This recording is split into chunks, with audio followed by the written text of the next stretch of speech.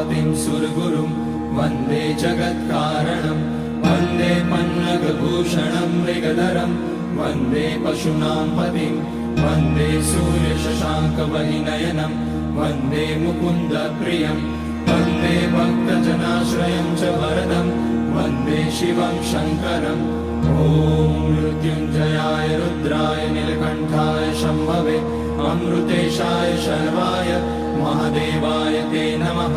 नमस्तेऽस्तु भगवन् विश्वेश्वराय महादेवाय त्र्यम्बकाय त्रिपुरान्तकाय त्रिकाग्निकालाय कालाग्निरुद्राय नीलकण्ठाय मृत्युञ्जयाय सर्वेश्वराय सदाशिवाय श्रीमान् महादेवाय नमः।